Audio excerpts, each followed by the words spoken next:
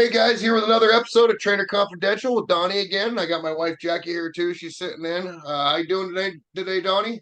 Doing all right. How you guys doing? All right. End of the week. So today I wanted to talk about training techniques. A lot of guys, I know myself was included in this when I first started going to the gym. Is like, I just did the 3 sets of 10 on whatever exercise, and half the time I didn't even know why I was doing it. It's just I did this because it was a chest workout. Yeah, You straight know, sets. and then I got to a point where I wasn't growing anymore, and I didn't know what to do next. And so then I heard of stuff like rest pause or stuff like drop sets and super sets and giant sets and Cheats. yeah, forced reps. And there's a ton of different techniques.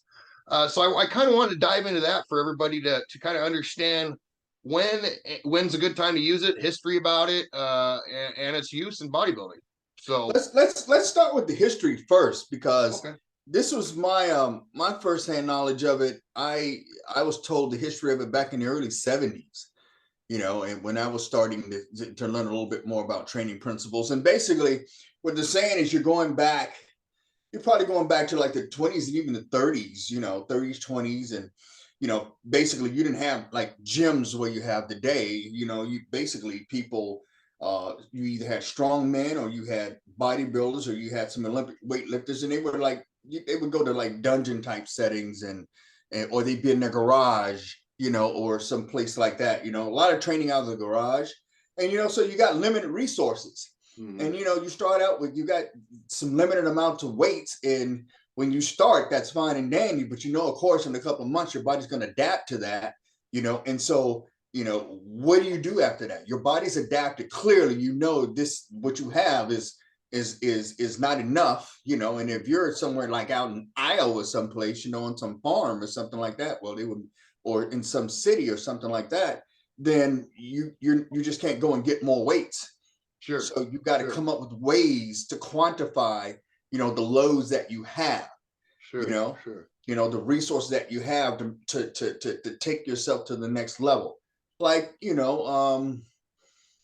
maybe, increasing your volume and doing, putting heavier loads on something and stuff, and doing drop sets and all this. It just evolved over time, but it was just that the people that were lifting weights, they had limited resources as far as what they were using, and then they had to find ways to quantify, you know, make the most out of what they had, and that's when the training principles came in. I did not know that. It Yeah, makes that's sense it. It though. was it was surely out of necessity, and like I Yeah. said, necessity is the mother of all inventions.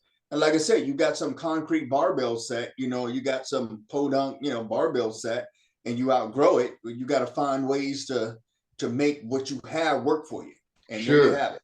And it's Sure. just started from there. Huh. Oh, that's cool. That's cool. I did not know Mm-hmm, mm-hmm. that. It makes sense though, because you're right. I mean, nowadays, you got to go to a somewhat big gym, you're gonna have everything you need in there. I Yeah, mean, for the yeah. You most can't out part, you can't outgrow it. So you can use straight sets, but at yeah. some point, you've got to invoke training principles to kind of take you beyond that. And the average guy probably back then, he didn't have a rack full of all the way up to No, 100-pound no, dumbbells and no. stuff. Probably didn't even have a rack. Yeah, probably had a set of 50s and a set of 70s or something like that, if that, and that was it. Yeah, and you just throw them together, and probably wouldn't even. I started my adventure on this with bicycle inner tubes, and I would use them like spring sets. You know, I get old inner tubes and I step on. I do curls, and I'd step on them and stuff, and do all these other stuff, and I would do, you know, I would stretch them, and I would just be stretching and all this other stuff, and then eventually, like I said, it got easier. I outgrew it. And Yeah. my dad, he saw that I was consistent with it, and so he got me a spring set. Well, I outgrew that too.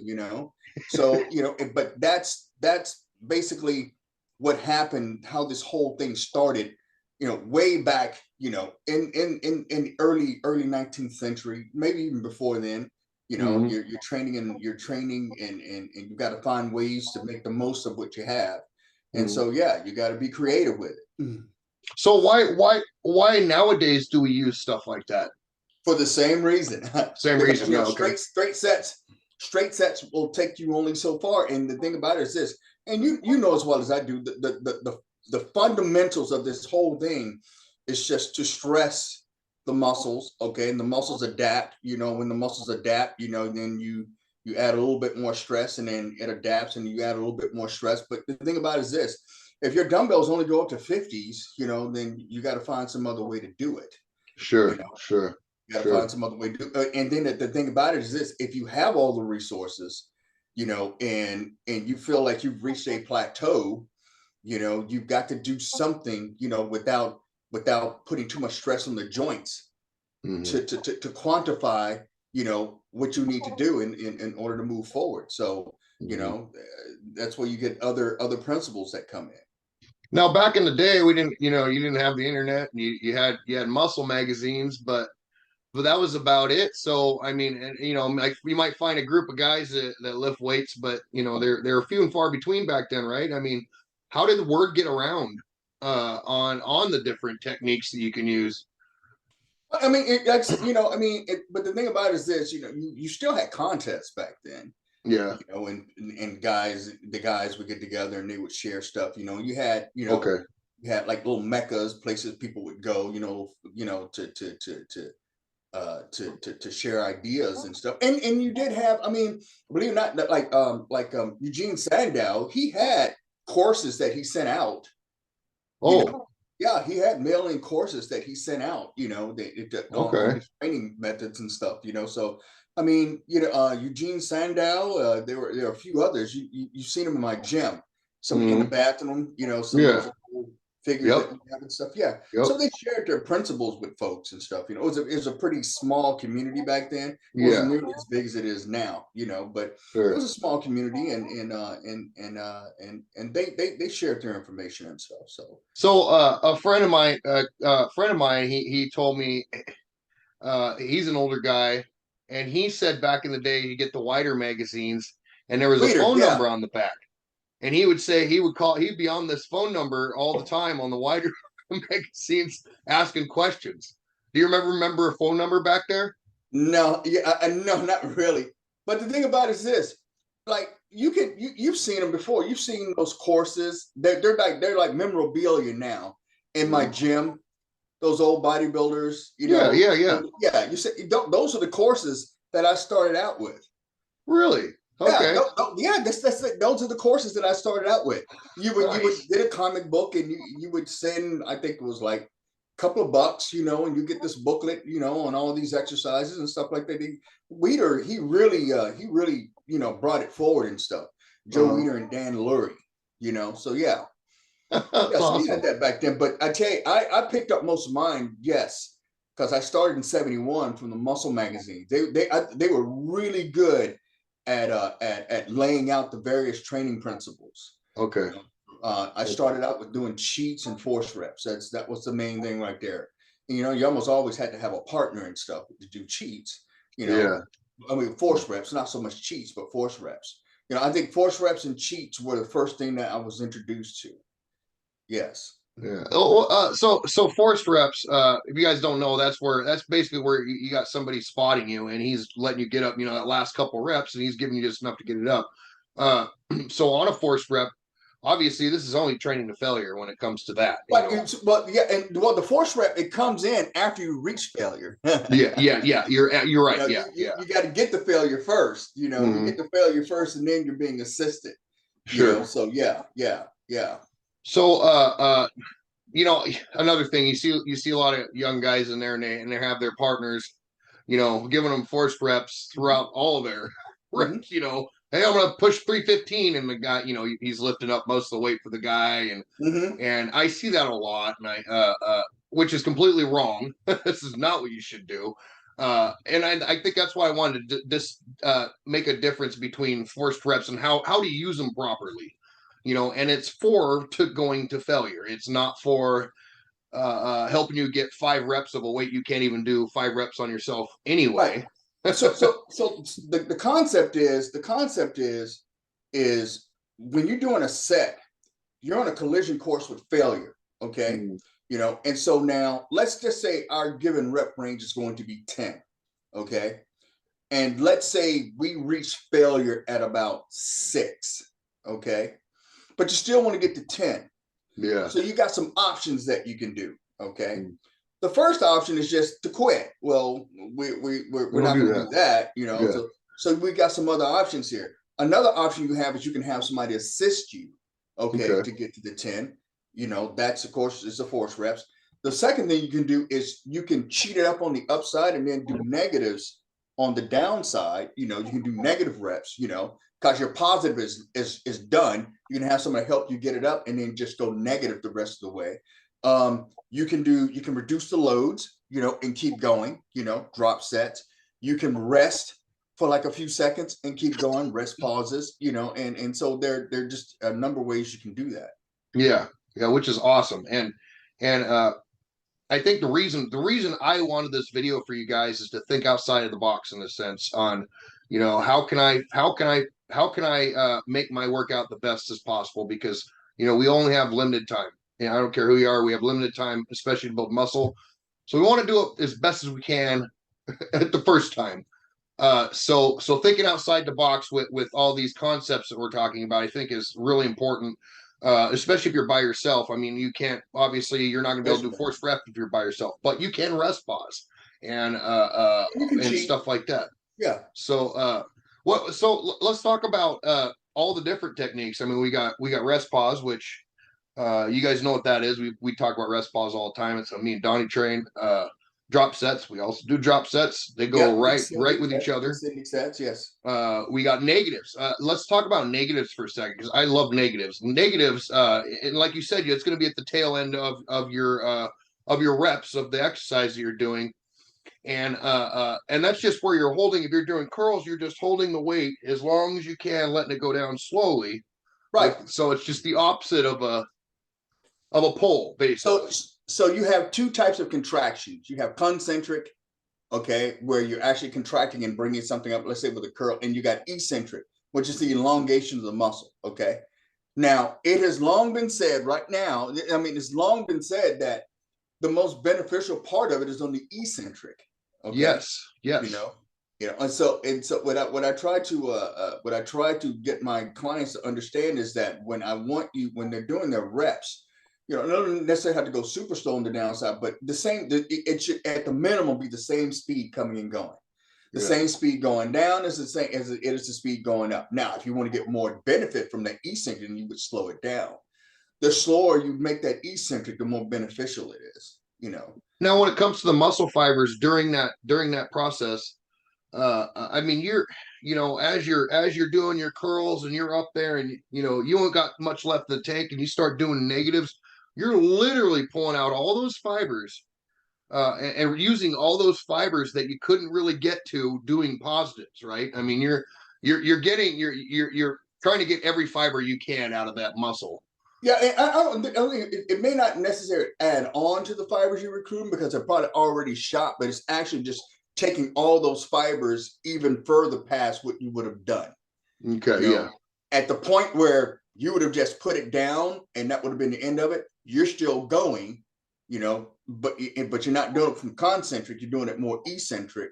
And so, yeah, you're taking advantage of that volume. Because the thing about it is this, we don't want to compromise the volume because we crap out on the load. You know what I mean? And that's one of the things one reason I really like drop sets is that you can keep that volume going and stuff. Because like I said, we need both. Yep. We need to recruit fibers and stuff with some heavier loads, but we also need that volume, you know, to get the pumps, to get the blood into the muscles to feed them and you know, to help grow. We got to have them both. Yeah. And that's that's so supersets, giant sets, supersets and giant sets, compound sets, trisets. Yeah. Let's talk about those for a second. So the difference between a superset and a compound set, a superset is basically you're doing 2 sets, but you're training the opposing muscle groups. Like a good example of a superset is a barbell curl and a tricep extension. Mm-hmm. Okay, because you've got antagonistic muscles working, you know, in one series of a set. like an arm curl and a standing cable extension. That's a perfect example of a superset right there. Yeah, A yeah, leg extension, a leg curl, yeah. perfect example of a superset. And they're always Now, right next to each other too. right. Now, a compound set is where you're doing 2 or more exercises for the same muscle group. So a good example of a compound set would be a standing cable extension along with a seated dip. Okay. Or close grip bench press. You see what I'm saying? Yep. So because with tricep, you can do an isolation move and a compound move. Okay. And so what you do is you would do an isolation move, then turn with a compound move, and that's a compound set right there. Okay. You know, so two or more exercises with the same muscle group. A tricep is just basically 3 exercises. Okay. In a series of a set. You know, you do like let's say you do a flat fly, and you do an incline press, and you finish off with a flat bench press. Okay. That's a tricep. And of course, anything more than that is giant sets. All right. And so giant sets is 4 more exercises. It can either be a combination of isolation. I mean, a combination of it can either be in a superset form or it can be in a compound set form. Meaning you can be working opposing muscle groups or you can work the same muscle group. But either way, it's 4 more exercises. And this is no break in between. This is one exercise to the next. You do the cycle of 4, and then that's 1 set. That's 1 set, yeah. And then you're probably going to end up doing 2, maybe 3 sets of that. Yeah. You can't do too much of that stuff. Yeah, it's a lot of volume. Yeah. I know one of my favorites to do back in the day. I had a name for it too. I think it was Armageddon back day or something like that. But I do the T-bar row off the ground. Well, I'd start with barbell row, and then T-bar row, and then I do chainsaws, and I do like, I think I only did like 2 sets, maybe 3 sets of that, but I would do all 3 of those, and that would just annihilate me. Yeah. And I go heavy and all. and so you have, and then you've got like ascending sets, and you've got descending sets, which you can do in either superset form or tri-set or drop tri-set or superset or just a straight set.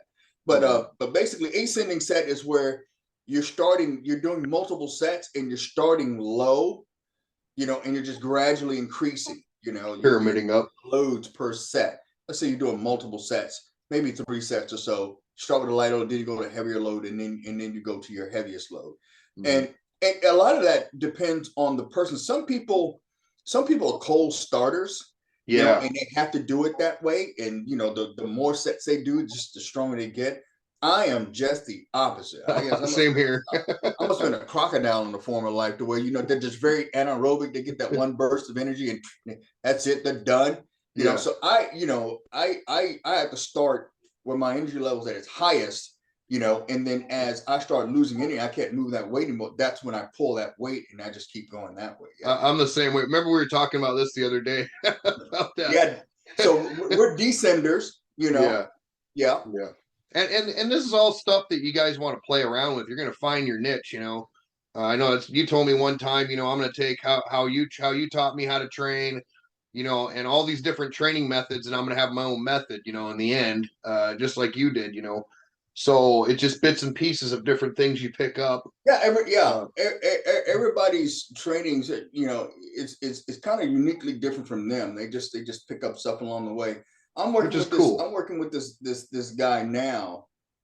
His name is Dave Sharp, I believe, and he's just been training for 11 months, and he's like 260, you know, but the thing about it, he's just brand new, and so I've done 2 training sessions with him, and he's kind of overwhelmed. He's been training very high volume, training up to about an hour and a half, close to 2 hours, 6 days a week, you know, twice a day. Yeah. Jeez. You know, and so I sent him through an arm workout today, doing the 20s. And I think we did a total of maybe 8-9 sets. And he said he's trained for hours, and he's never felt that, you know. And you know, and so first of all, you're not used to training that way. Yeah, that's it too. Yeah, you don't have to do it all hook, line, and sinker and stuff. This is the first time you ventured outside of what you picked up online and you just started training, you know. And so, and one of the things people have to understand, there's no such thing as the way to train. It's Nope. a way to train. Okay. There's Yeah. so many ways to do this. Yeah. You know, there's no way you're going to sit back and I'm going to tell somebody this is the way to train. No, Yeah. it's a way to train, and Yeah. it may work for you. It may not. You know. And so, but he was pretty impressed with it. I did. I tried to start with back with him first. I should not have done that. I think. Oh, the very first training day. Yeah, I should have did something. So then I after about that second exercise, because his forearms were just done. Yeah. You know, I said, you know what? Let's go with chest instead. I should have started with him, but I started with you. And we did do a chest workout, and he said my chest has never been this full before, you know, and he does a lot of volume, you know. But just doing the 20s and but like you said, you know, pretty much once you've got about 10, 12 years in of training, your training is probably a culmination of a lot of things that you just picked up over the years. Mm-hmm. You know? Yeah. And there's just points in times where you're going to stick to certain things, and then you'll switch it up after a few years, and you'll do that for a while, and you'll keep going. And next thing you know, you've been training 30, 40, 50, 60 years, you know? Yeah. Yeah. And I think, I mean, for me, you know, because I've been training, how long have I been training? 2010. Yeah. So, 12 years, but you're right. I mean, and I did that whole 2 hours in the gym. I mean, that's how I started in the gym, and I probably went twice a day too at that time, knowing me. But you know, and then I started training with you, and it's just like that guy. It's like I've never felt that feeling before, and that was for me, and it works for me. Great. Yeah, so and the thing about it's not even there's not even so much about effectiveness or anything like that. They're all effective. It's just that it's practicality. It's time. Yeah. We don't have all the we can't spend 2 hours in the gym. Right. You know, and the thing about it is he couldn't either, because one of the things I was picking up as I was talking to him, you know, well, he talked about it a little bit, but he really talked about it afterwards. And he's like, you know, it would really be nice if I can get out of that gym a little bit sooner and stuff, you know. And I said, Yeah. well, you know, here's a way. And all I'm going to do is I'm just going to show you one way you can do it. Yeah. You know, and that's what we did. Which is great, because I mean, I love that, and I'll never stop training that way. If I had more time, I think we were talking about this last week too. If I had more time, and then I would just split up stuff like back, you know, with and do the same thing. Yeah, and legs. I'd split my hamstrings up, which I did this weekend. I did hamstrings today, which worked out pretty good. But that'd be about all I changed. Yeah. Last time I did double splits, it was in the 90s. I think it was like 94. I think it was 94 to 96. And I still building on my training business and stuff. And I had some large gaps, and I was able to do double splits. Yeah. So that's what I was doing and stuff. You know, I think it's the last time I've done double splits and stuff. But the thing about is I use the training principles that allow me. And we use things that allow us to maximize the time that we have to train. Sure. You know? Now, if you did have more time, would that be what you would choose to do? I'm not where I was when I was in my 30s and in my 20s, especially my teens. I was just obsessed with being in the gym and stuff. I couldn't miss a day. You know, so I know how I empathize how people feel. Yeah. But it's a little bit different now, because now I know how important the recovery is, the rest is. You know what I mean? Yeah. You know, so I'm more intuitive. You know, just being older, and if there's a day where I don't feel like training, then I'm not going to train. Yeah. I just won't train. You know, I laugh because that's where I'm at too. Because I would never miss a day, and then and now I know that it's beneficial, even I mean, the rare occasion I take a week off. Right. I see a difference in a week. Because chances are, if I don't have that little urge, you know, I said, okay, something's probably up. My body's not gonna. But when it comes time to prep, there is no. It just kicks in. I don't even think about it. It's not even a thought process. Yeah. You know, I'm not missing a single day. I'm not missing cardio the whole night. It's just locked in and it's ready to go, and my body changes really fast. So I think it's just where I am in my stage of training, where you are in your stage of training. You know, you've been training long enough to where you got the time under the weight and stuff, to where, hey, look, if you're not feeling too revved up to go, chances are, I'm going to go ahead and take a day off then. Yeah. And most of the times when I come back, I'm actually better. Yes. Yeah, that's what I was saying. With me, that's how it is with me. Like I took Thursday off because I didn't get much sleep the night before. And I wasn't going to be able to give it 100%. So I go and I train with you Friday. So legs is what I had to do yesterday, and I killed it. I just annihilated it because I was able to put more into it, on Saturday morning. And yeah, you're right. Taking those days off when you need it, when your body says I need a break, you come back stronger. Yeah. But like I said, the 22-year-old Donnie would not have done that. No. The 22-year-old Donnie, would have, he would have, okay, I'm going to the gym, and the whole night, and I'd have been sore for days, and just, that's that. But now I'm just at the point to where, that's where I am. So yeah. Yeah. Well, it's just, and like you said, it's time learning the sport and learning your body and learning how to build. I mean, we're in it to build muscle. That's what we're here to do. It's all about the muscle. That's what we're here to do. So yeah, muscle ain't gonna grow if you don't give it time. Yeah, I mean, the rest period, that's when it actually happens. It doesn't happen in the training part. Yeah. It happens when you're resting. Train, eat, rest. Tear down times speed times recuperation equals growth or progress, or however you want to say it. But that rest portion is where it happens. But like I said, I think it's just that my mindset at 62 it's not like it was when it was 32. It's just not there. I liked Mike Menser's take on bodybuilding. That guy had, I mean, have you listened to he has a bunch of series of tapes so you can. I've listened to some of his stuff. Yeah.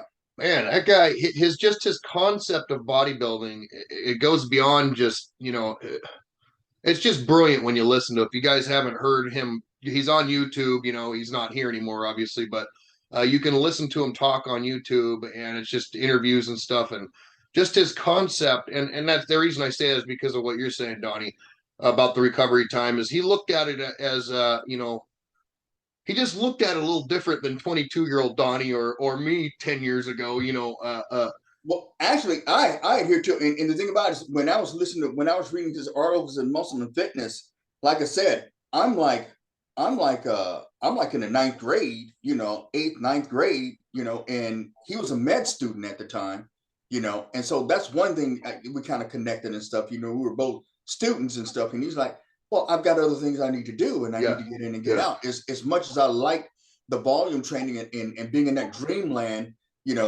with Arnold and Robbie and Ken Waller and all these guys that get together and they would train for hours, in the gym and stuff. It was cool and everything, but I'm even thinking then, it's like, well, it's this. You got to make a living. It's a bit much, but this is what I got to do. This is what I do. And then when I read an article from Mike Menser, and he's like, well, I'm in school and I don't have all that time to do all of that. That kind of makes sense. Yeah. And so that's when I'd say about 15 is when that started getting embedded in my head and stuff. But I didn't go full throat into it till I was in my 30s though. I still did a lot of the volume and stuff in my late teens and most of my 20s. Yeah. Yeah. And Menser, he had a lot of problems with his views on bodybuilding back then. I mean, because it wasn't the wider way. He was a nonconformist in a way. Yeah, he was. Yeah, he really was. I mean, I even in one of his things, he was saying people threaten his life over his views on bodybuilding. Like, actually threaten his life. Like, because he was the first. But you know what? He was the first one that was real. He had an article the way he talked about. Yeah, we talk about the diet and everything and the training and stuff, but we don't mention that. He said, I also didn't mention though that I was taking 15 milligrams of Dynabol a day. He was the first one that actually started opening up about the drug use and stuff. Really? I didn't know that. Yeah. And because I was definitely when I was in my early mid-teens, I didn't think anybody used anything. Yeah, because it was never really talked about. You get articles every now and then that talked about it and stuff, but when they say, hey, look, here's his training regimen, here's the diet regimen and stuff, they weren't really doing cardio that much back then because they were training for so long, but they didn't mention a lot about drug use. But Mike Menser was probably one of the first ones to open up about that. Huh. Yeah, That's one thing that kind of endeared me to him and stuff. because of I didn't honesty. ever talked about any of this stuff. Neither Arnold or Franco or Cal Scalak or all those guys, and Yeah, they were all on. yeah. They didn't say nothing until they were already out of the sport and older. So yeah, Mike Mitchell was probably one of the first ones to open up about it. Oh, that's interesting. I didn't know that about him. Hey, it was a Huh. bit of an outlier. He was. He was, yeah, yeah. I Yeah. like the guy. I mean, well, I mean, he's the one that started rest pause training. Well, it came from a strongman, He but right. He reintroduced it. yeah, And body, because you're right, it was, I think it was called the California set way back in the day. uh-huh. This was the strongmen used and stuff, Okay. and he adopted it, you know, and the rest is history. And Dorian Yates too. He trained like Menser and followed Yeah, his some of his stuff blood too. and guts. And Yeah, he blood. only did one. He only did one set per Yeah, exercise, like we do. yeah. That's what he did. So when I was doing it, I was still doing some volume and stuff, but I was really moving that way, and I think Dorian was the one that finally just took me over it and stuff. I was already doing it to a certain degree and stuff, but then seeing Dorian was dominating bodybuilding Oh at that yeah, time. It wasn't yeah, like and Lee was dominating bodybuilding. Lee was just way ahead of his time. Lee's to me, Lee's his field of competition was not as deep, or was not as strong as Dorian's was. I mean, huh. Dorian.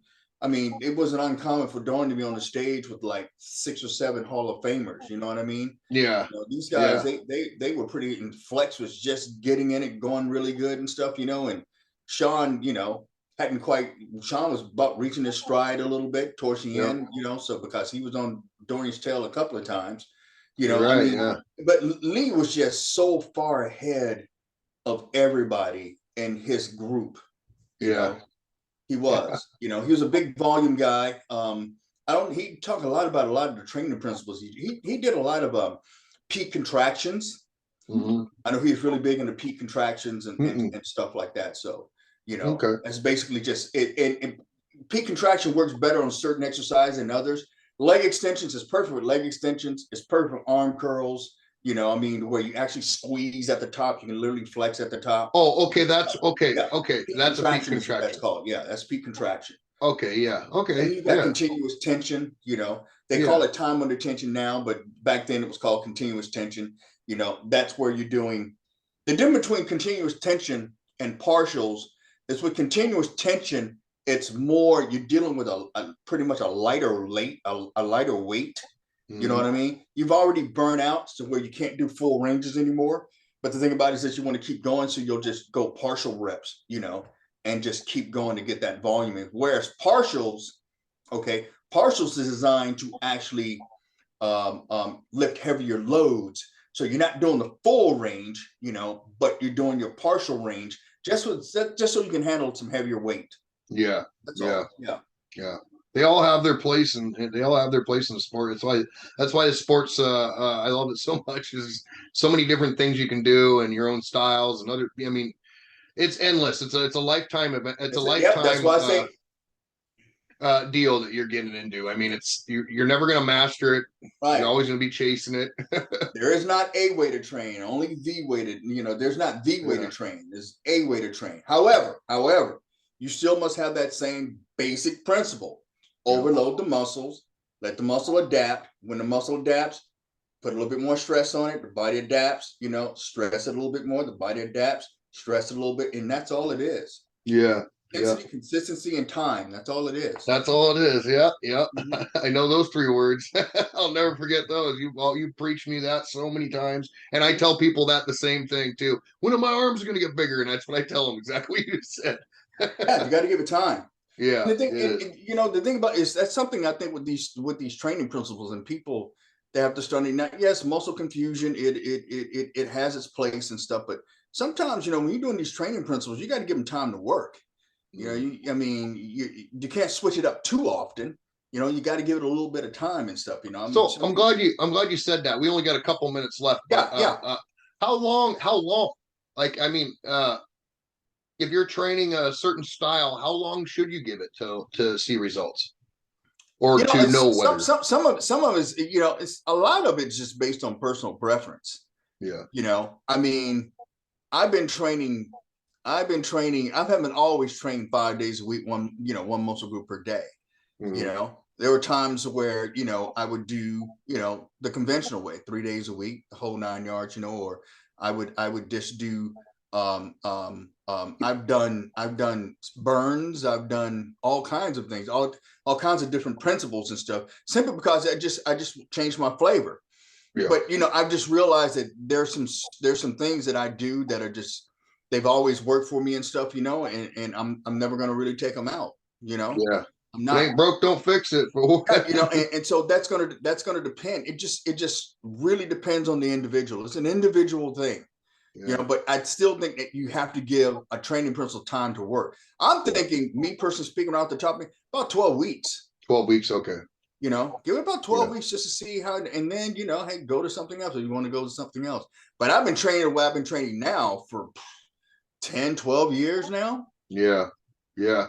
You know, the challenge is still there. So, and that's what it's all about, you know. Yeah. I mean, it's still working.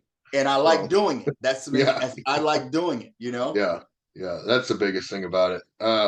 Well, that's all we got for tonight, you guys. Hope you liked the video. Like, subscribe. You got any questions? Don't hesitate to ask. You have a good night, Donnie. You guys too, man. I'm telling you. Yes. Hey, Don.